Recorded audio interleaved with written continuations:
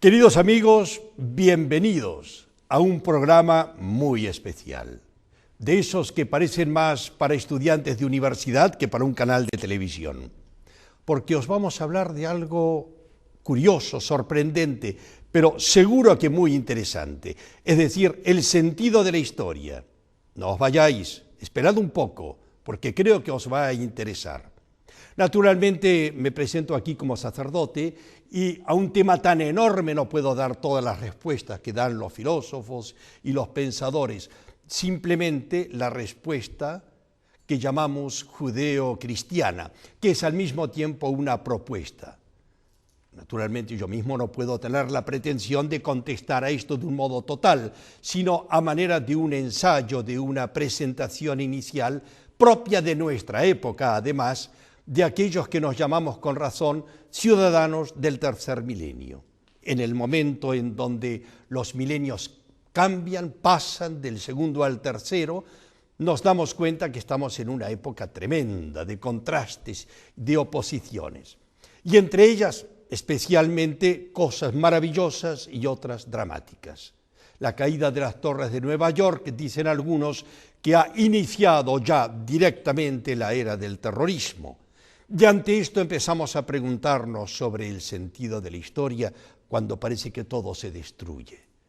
Es decir, hay un porqué y un para qué en la historia de la humanidad, porque se trata de la humanidad entera, no solamente de los que hoy vivimos, del sentido de la vida de unos pocos, sino de las generaciones humanas.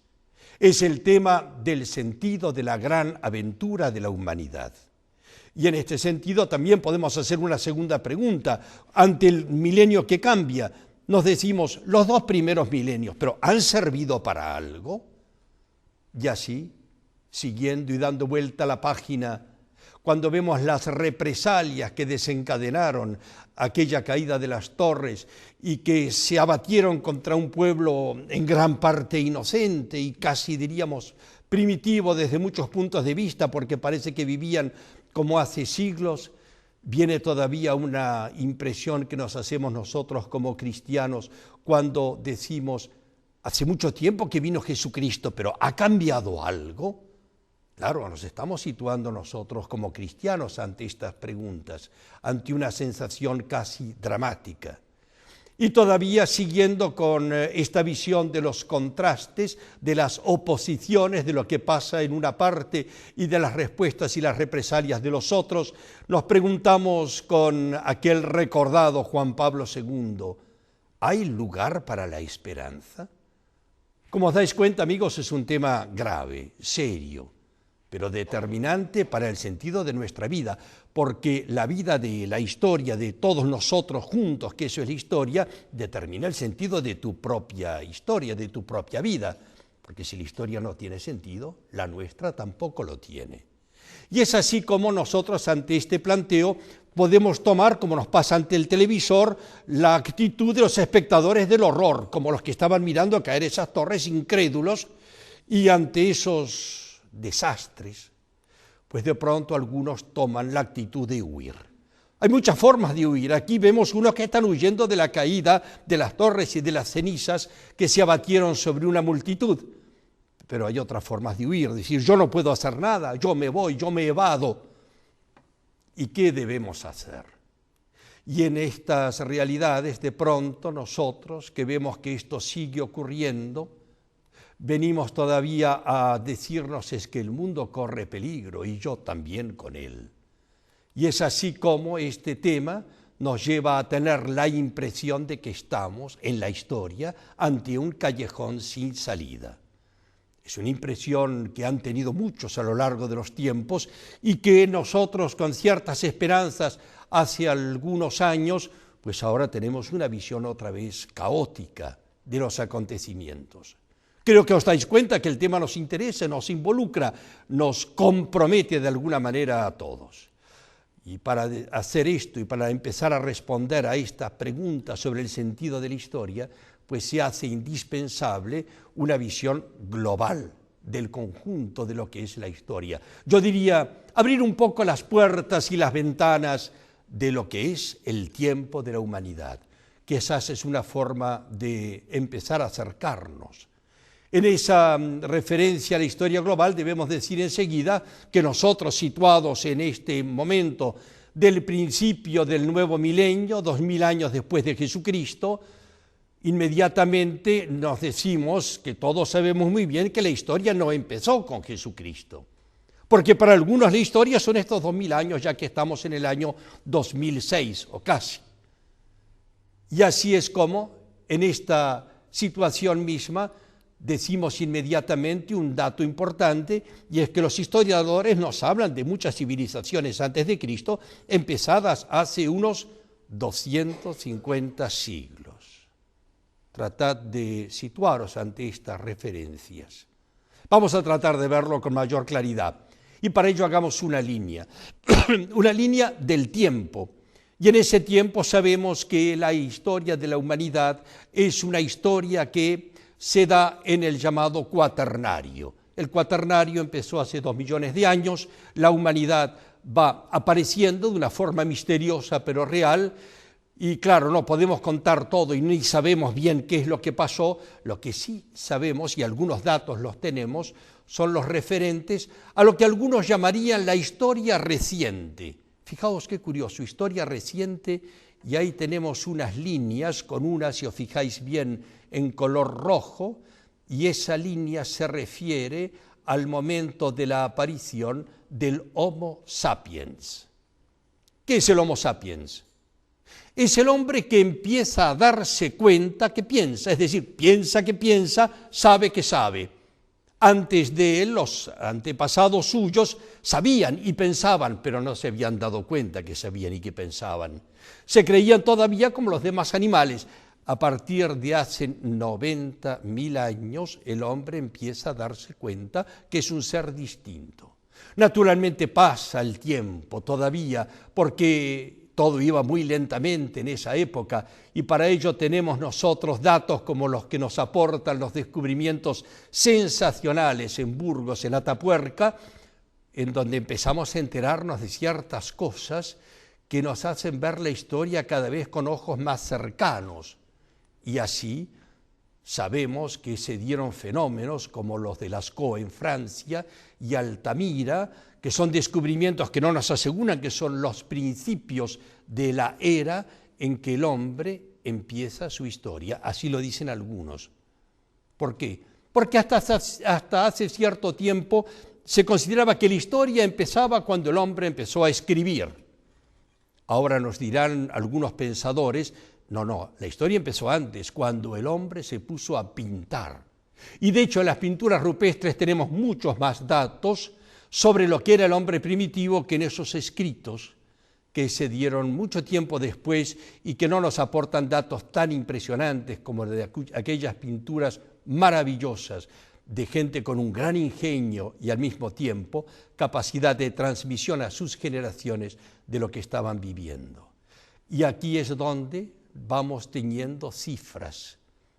250 siglos, decíamos hace un rato, el hombre empieza a pintar. Lascaux está cerca de los 20.000 años, Altamira hacia los 15.000 años, 12.000 años, 10.000 años la ciudad de Jericó. Y aquí es donde nosotros nos empezamos a situar ante eso que decíamos, abrir las ventanas del tiempo. La pregunta viene ahora a nosotros que empezamos a preguntarnos por Jesucristo. ¿Y a Jesucristo dónde lo ponemos en esta visión de la historia? Pues veamos dónde le toca su lugar y veremos que Jesús se pone al final, en las últimas 2 rayitas que ni las vemos, de este esquema.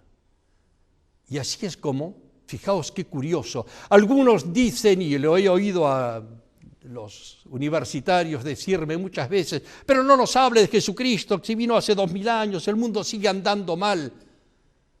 ¿Hace mucho tiempo que vino Jesucristo? ¿Sabéis una cosa? En historia, los historiadores verdaderos se preguntan si Jesucristo es Dios, lo preguntan al revés, ¿por qué vino tan tarde? Qué curioso. Y así es como nosotros cuando vemos todo esto y si ampliamos, miramos con lupa esas últimas 2 rayitas, pues ahí tenemos de Jesucristo hasta hoy ahí nos podemos situar nosotros en lo que llamamos los 2000 años de cristianismo, que es precisamente el tiempo que nos interesa analizar un poco, ya que queremos dar una respuesta como tales, como cristianos.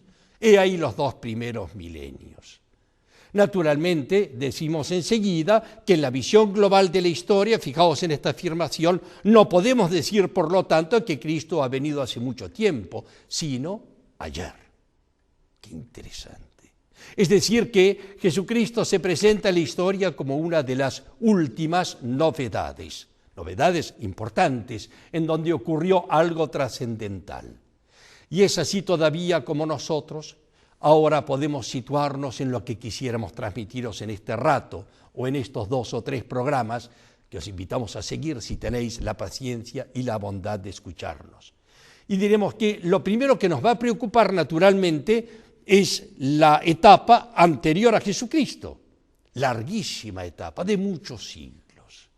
Las civilizaciones precristianas, veremos que es un tema apasionante, para después situarnos ante estos 2 milenios y por lo tanto ante lo que llamamos el caso Jesucristo, para finalmente hacer alguna alusión a los últimos 2000 años. Entrar en detalles, es para eso que existe un historiograma, unos paneles de una gran visión del tiempo que nos permitirán justamente entender mejor el tema.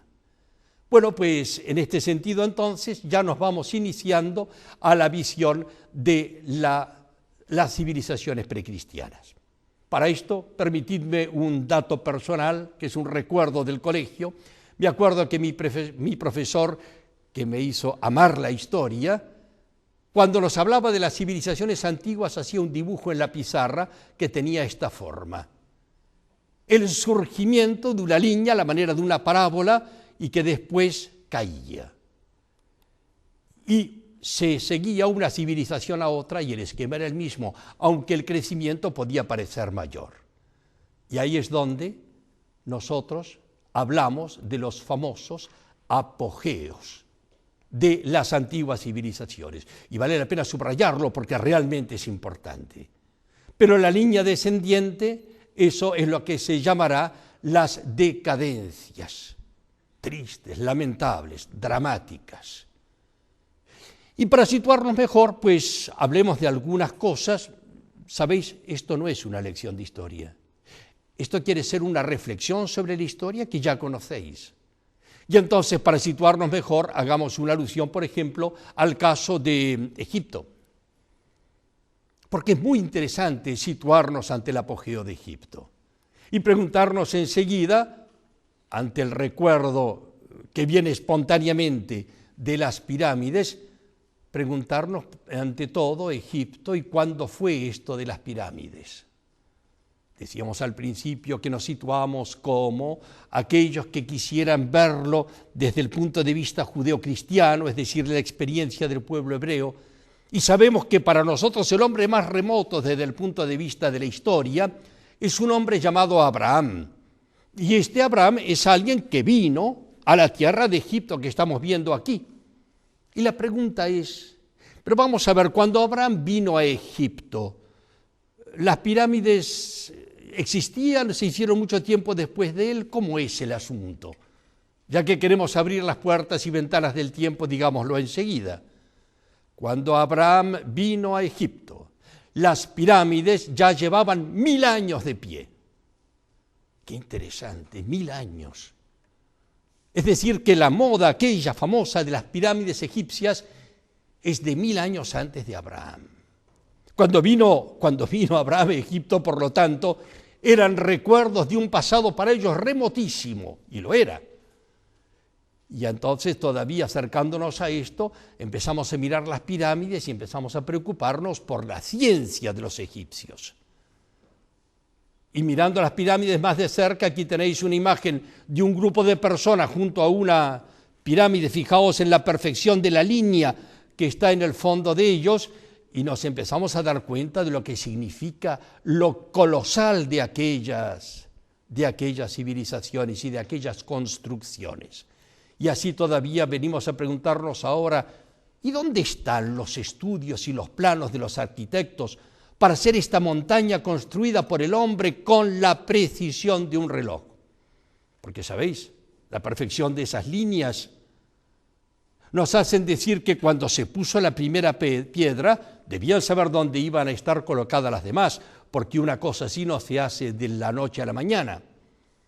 Y siguiendo en este campo, aquí estamos viendo, os estoy mostrando un ladrillo con el cual está hecha una pirámide, y nos enteramos que son ladrillitos que pesan cada uno 10 toneladas.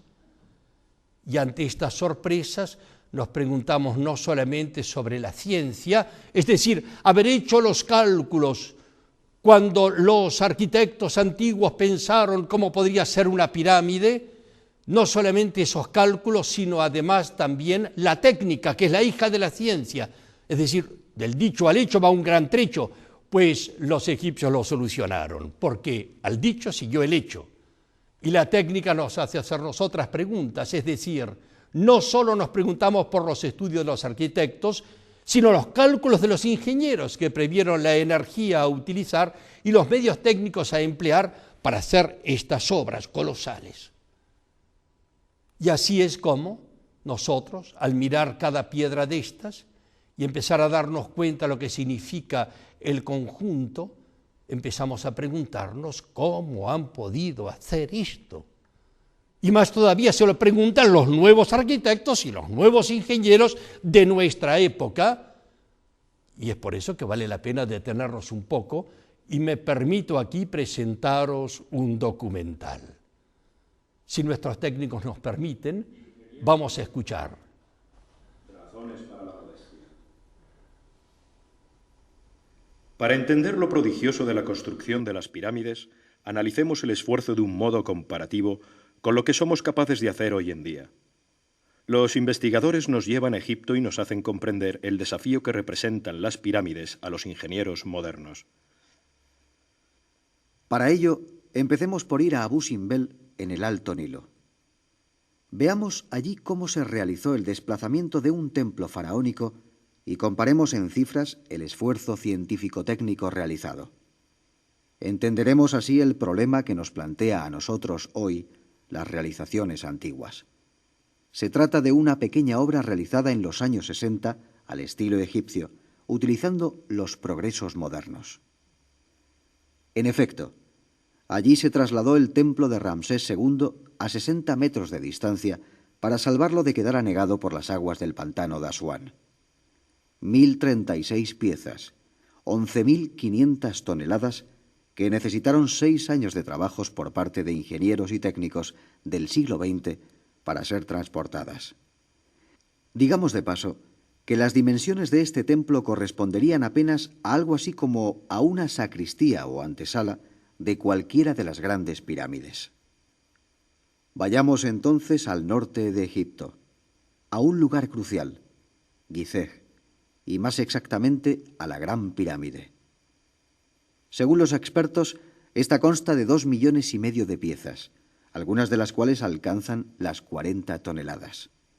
Estos mismos expertos aseguran sin vacilación que la obra se realizó en 20 años durante la vida del faraón, que la tuvo preparada para su tumba. Esto significa que tuvieron que colocar 125.000 bloques de piedra al año como media. Supongamos que los antiguos constructores hubiesen trabajado sin descansar, cosa improbable, ni de día ni de noche, no sabemos con qué iluminación, los 365 días del año. De la división de los 125.000 bloques y los 365 días, resultan 342 bloques al día labrados, levantados y colocados. Además, las piedras fueron traídas de mucho más de 60 metros de distancia. Ahora pongamos, a pesar de las incertidumbres que nos causa, que en diferentes turnos se permaneciese trabajando las 24 horas del día. Al dividirlo por los 342 bloques, nos da la cantidad de 14 bloques a la hora. 4 minutos, 18 segundos para colocar cada bloque. Los últimos estarían además a 153 metros de altura que mide la pirámide. Esta es una cifra que nos supera totalmente.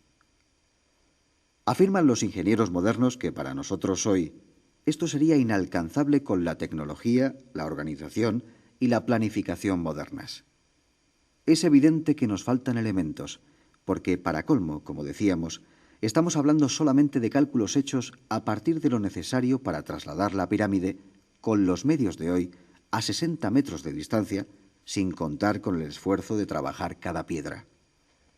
Como dice un investigador, pretender que la Gran Pirámide se haya hecho con los avances modernos del siglo XX es un insulto a su ciencia, su capacidad, su ingeniosidad y su tecnología.